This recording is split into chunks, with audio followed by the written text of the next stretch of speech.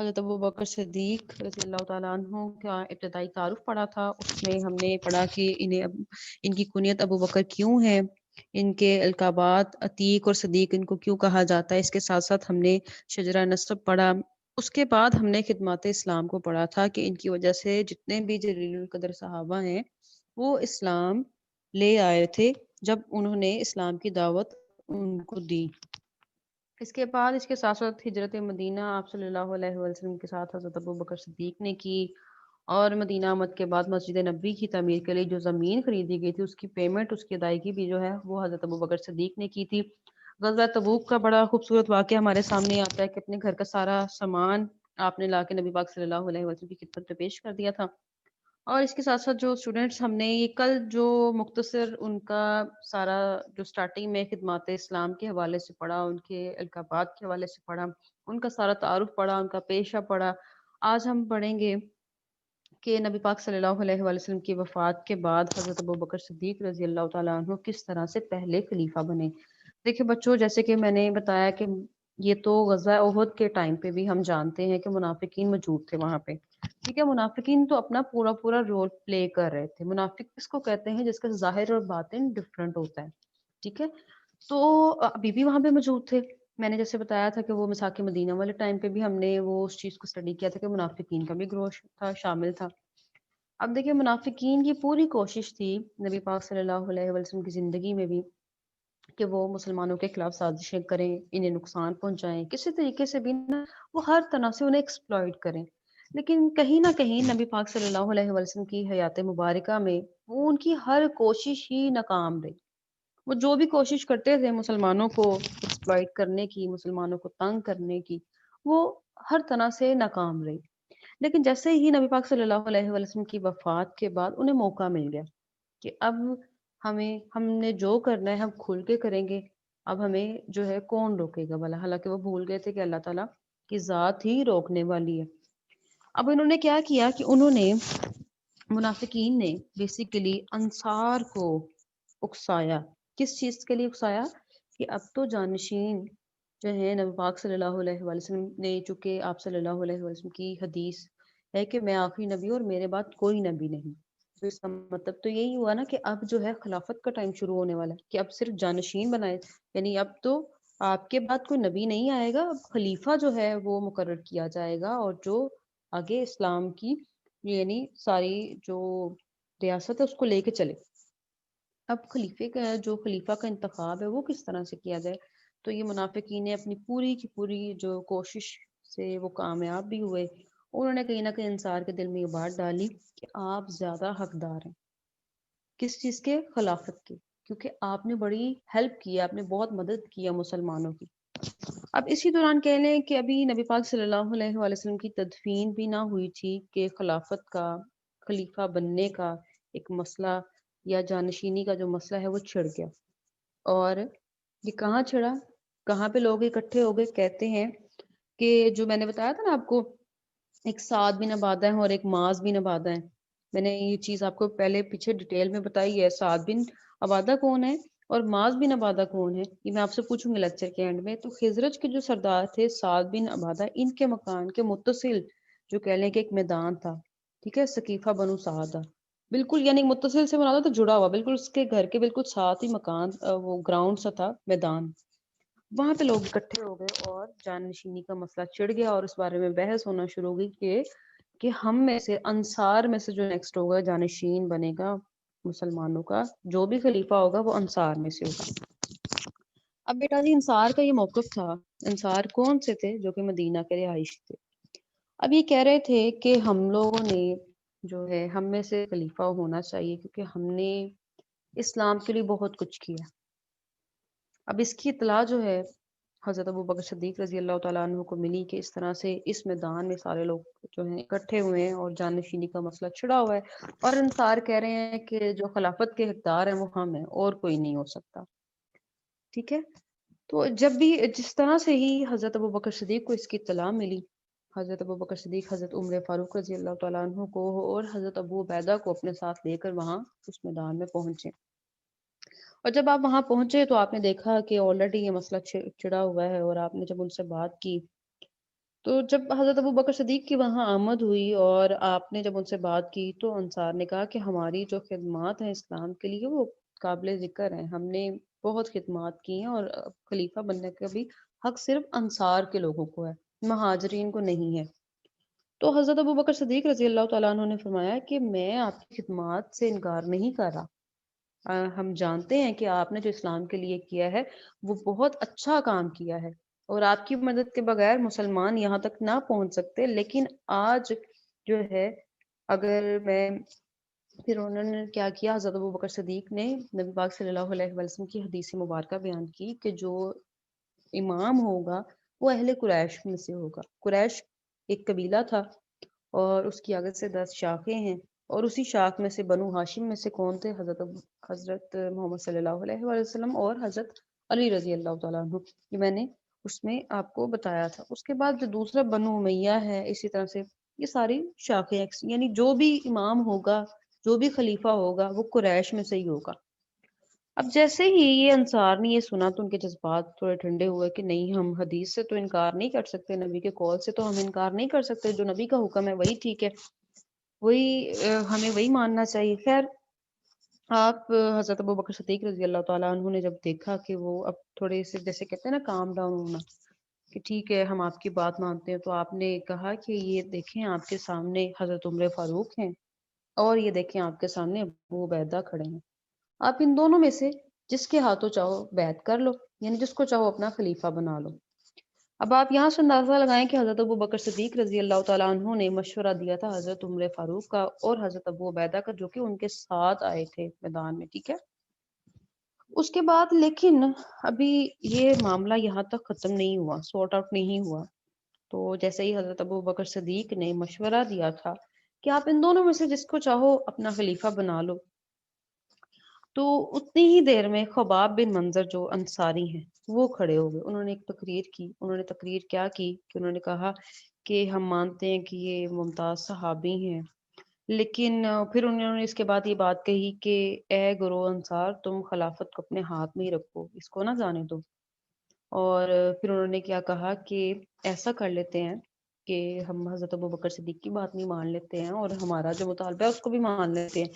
وہ انہوں نے کہا کہ ایک امیر ہم میں سے ہو جائے گا، ایک یعنی ایک امیر انصار میں سے اور ایک امیر مہاجرین میں سے ہو جائے۔ تو انہوں نے یہ بات سامنے رکھی، کنہوں نے؟ خباب بن منظر نے رکھی تھی۔ تو یہ انصاری تھے، انہوں نے یہ جو ہے تجویز سامنے رکھی اور اس تجویز میں کیا کہا؟ ایک انصار، ایک امیر ہم میں سے، ایک امیر مہاجرین میں سے۔ بات سمجھ آ رہی ہے بچوں؟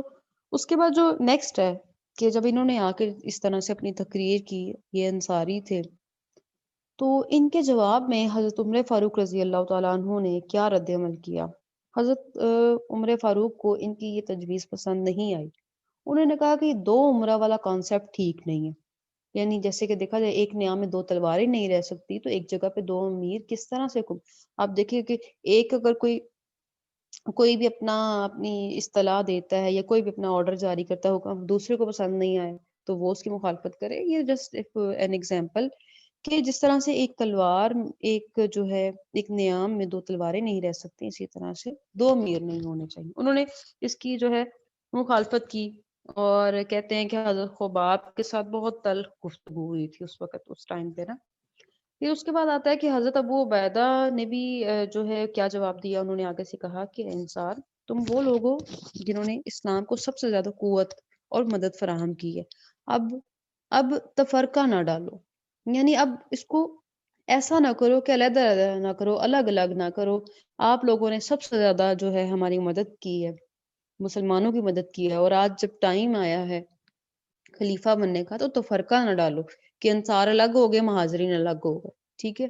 ہم نے صرف اس بات پہ عمل کرنا ہے کہ جو امام ہوگا وہ اہل قریش میں سے ہوگا، حدیث ہمارے سامنے، ہم نے اس پہ عمل کرنا۔ اس کے بعد آتا ہے بچوں کہ حضرت ابو بکر کی نے کیا تجویز دی۔ یہ بڑی خوبصورت تجویز ہے۔ اچھا بچے، میں نا جو آپ کو ساتھ ساتھ بتا رہی ہوں، آپ کیا کرتے جاؤ، آپ چھوٹا چھوٹا بس اس کے آگے لکھتے جاؤ، کیونکہ جب آپ اس کے آگے لکھتے جاؤ گے کہ انہوں نے کیا تجویز دی، انہوں نے کیا تجویز دی، جب اس کو آپ تھورولی اسٹڈی کرو گے تو پھر آسانی ہو جائے۔ تو حضرت ابو بکر صدیق نے کیا تجویز دی؟ انہوں نے کہا کہ ایسا کرتے ہیں کہ امیر جو ہے اہل قریش میں سے ہو جاتا ہے امیر کے جو آگے باقی جو وزیر ہوں گے نا وہ انصاری ہو جاتے ہیں، اس طرح کر لیتے ہیں، ٹھیک ہے؟ تو حضرت ابوبکر صدیق کی یہ تجویز بہت پسند کی گئی تھی ان کو، یعنی کہا گیا کہ یہاں یہ بالکل ٹھیک آپ فرما رہے ہیں، بجا فرما رہے ہیں۔ اسی طرح سے بچوں آگے انہوں نے کیا کیا، حضرت زید بن ثابت انصاری کا مشورہ، انہوں نے کیا کیا کہ انہوں نے ابو بکر کی تجویز کی تائید کی، انہوں نے بھی ان کی ہاں میں ہاں ملائی کہ بالکل ٹھیک کہہ رہے ہیں آپ کہ امیر جو ہیں وہ اہل قریش میں سے ہو جاتے ہیں، آگے سے وزیر جو ہیں وہ انصاریوں میں سے ہو جائیں گے، ٹھیک ہے؟ حضرت بشیر بن سعد انصاری کی فیصلہ کن تقریر، انہوں نے کیا کہا کہ انہوں نے کہا کہ خدا کی قسم اس مسئلے پر جھگڑا مناسب نہیں سمجھتا، تم مخالفت سے باز آ جاؤ اور اللہ سے ڈرو اور ان سے جھگڑا نہ کرو۔ یہ کن سے کہا انہوں نے؟ یہ بھی انصاری تھے۔ اور یہاں ہم نے دو چیزوں کو اپنے ذہن میں رکھنا ہے کہ یہاں پہ دو انصاری صحابی جو ہیں وہ تقریر کر رہے ہیں، اور پہلے جو ہیں خباب بن منظر ہیں، انہوں نے کیا کہا تھا کہ ایک امیر ہم میں سے اور ایک امیر جو ہے مہاجرین میں سے ہو جائے گا، بلکہ اور جو دوسرے انصاری صحابی ہیں حضرت بشیر بن سعد انصاری، تو انہوں نے کہا تھا کہ انہوں نے انصاریوں سے کہا کہ اس مسئلے پہ جھگڑا کرنا نہیں بنتا، باز آ جائیں، تفرقہ نہ ڈالیں، اللہ سے ڈریں، ٹھیک ہے؟ یہ آپ نے یاد رکھنا ہے۔ اب حضرت ابو بکر صدیق کی بیعت کس طرح سے کی سب نے؟ دیکھیں جس طرح سے یہ ساری تقاریر ہمارے سامنے ہیں، سب نے تقاریر کی کہ ایسے نہیں ایسے ہونا چاہیے۔ اب اس بات سے تو یہی نتیجہ اخذ کیا گیا کہ امیر جو ہیں وہ اہل قریش میں سے ہوں گے اور وزیر جو ہیں وہ انصاریوں میں سے ہوں گے۔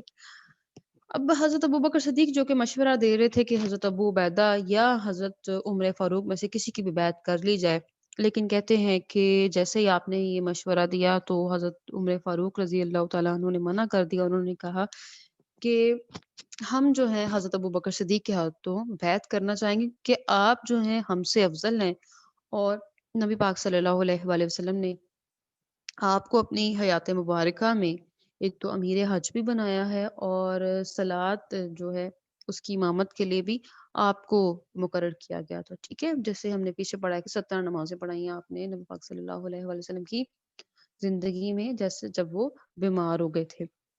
اس کے بعد جیسے کہ آپ نے دیکھا کہ حضرت ابو بکر صدیق کے ہاتھوں سب نے بیعت کی۔ اب بیعت خاص میں آ جاتا ہے کہ خاص خاص کون لوگ تھے صحابی، اور بیعت عام میں آتا ہے کہ عوام الناس میں انہوں نے کب بیعت کی۔ حضرت عمر کی بیعت کے بعد حضرت ابو عبیدہ نے فوراً بیعت کی، پھر بشیر بن سعد انصاری آگے بڑھے، انہوں نے بیعت کی۔ ہم نے نا یہاں پہ یہ چیز نمبرنگ کے ذریعے یاد رکھنی ہے کہ پہلے نمبر پہ سب سے پہلے حضرت عمر نے بیعت کی ہے، اس کے بعد حضرت ابو عبیدہ نے بیعت کی ہے، پھر اس کے بعد بشیر بن سعد انصاری جنہوں نے بڑی خوبصورت تقریر کی تھی کہ جھگڑا نہ کرو، ان سے جھگڑا نہیں بنتا۔ تیسرے نمبر پہ انہوں نے حضرت ابو بکر کی بیعت کر لی۔ اس وجہ سے اس طرح سے جو بیعت خاص میں یہ تین صحابی جو ہیں وہ یہ پہلے سر فہرست آتے ہیں۔ اس کے بعد بیعت عام میں آتا ہے کہ جو عوام الناس انہوں نے کب کی، تو اگلے دن 13 ربیع الاول جو ہے 11 ہجری کو باقی تمام صحابہ اور عام مسلمان مدینہ نے مسجد نبوی میں جمع ہو کر آپ کی بیعت کی۔ اچھا ہم نے یہ بھی بات یاد رکھنی ہے کہ مسجد نبوی کی ایک تو حیثیت عبادات کے لیے تو تھی ہی، لیکن ایک کمیونٹی سینٹر بھی تھا، اور وہاں پہ فیصلے، ایک اہم فیصلے بھی جو ہیں وہاں پہ کیے جاتے تھے، عدالتی فیصلے اور جتنے بھی کوئی امپورٹنٹ ڈیسیجنز تھے وہ بھی مسجد نبوی میں کیے جاتے تھے۔ اس وجہ سے وہاں پہ جو ہے بیعت عام ہوئی، سب لوگوں نے وہاں پہ حضرت ابوبکر صدیق رضی اللہ تعالیٰ عنہ کی بیعت کر لی، ٹھیک ہے؟ اس کے بعد آ جاتا ہے جی کہ حضرت ابوبکر صدیق نے کیا خطبہ دیا تھا۔ حضرت ابوبکر صدیق نے یہ خطبہ دیا تھا کہ اگر میں اچھا کام کروں تو میری اطاعت کرو، اور اگر میں کجروی سے کام لوں تو مجھے سدھار دو، مجھے سیدھا کر دو، ٹھیک ہے؟ میری تب تک اطاعت کرو جب تک کہ میں سیدھا کام کر رہا ہوں، میں اچھا کام کر رہا ہوں، اور تب میری اطاعت نہ کرنا جب میں سیدھا کام نہ کر رہا ہوں گا۔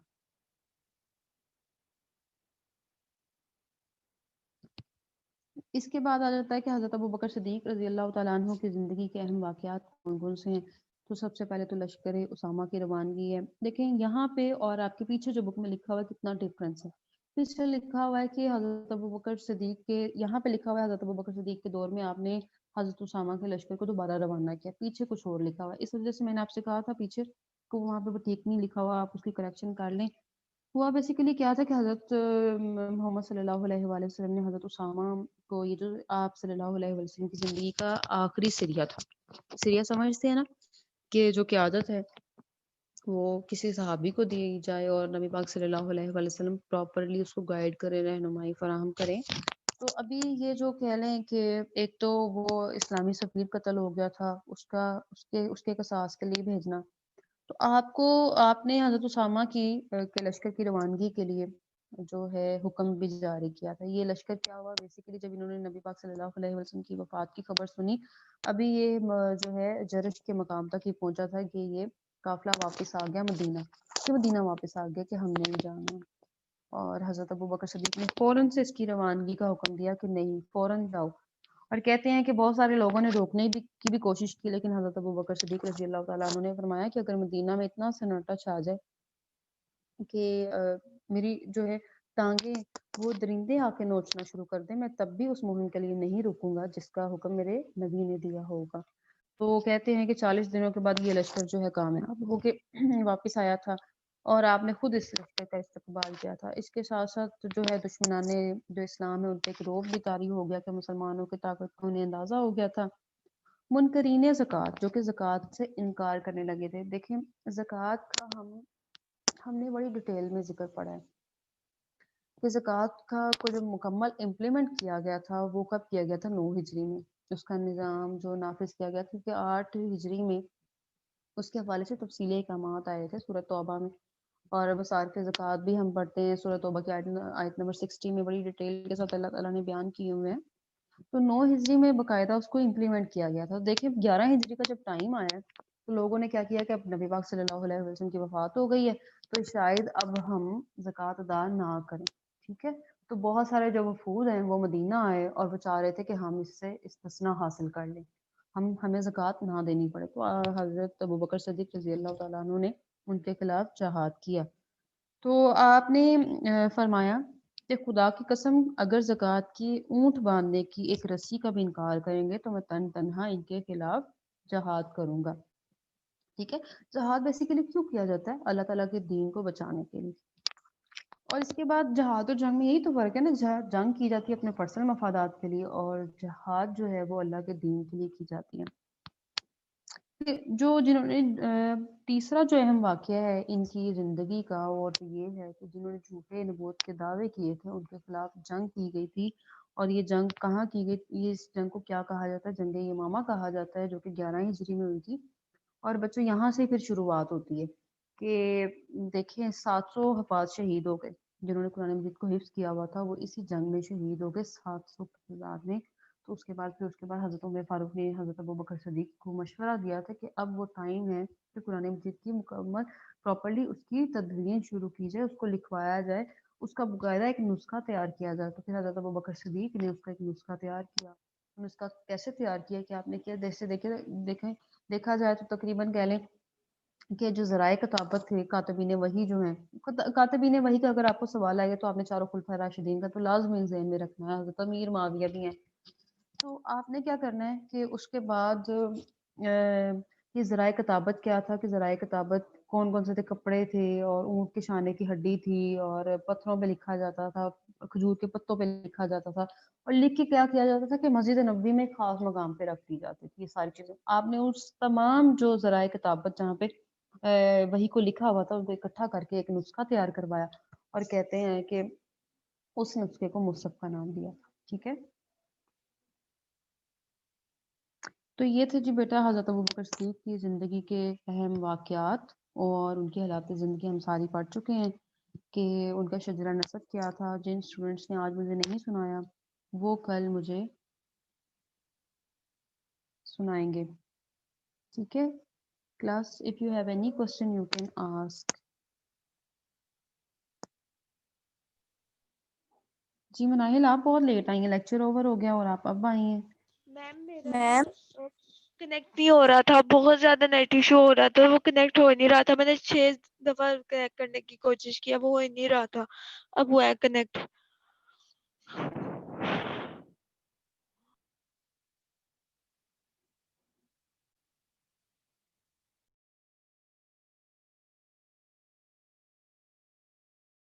جی اسٹوڈنٹس آج کا لیکچر سمجھ آیا آپ کو؟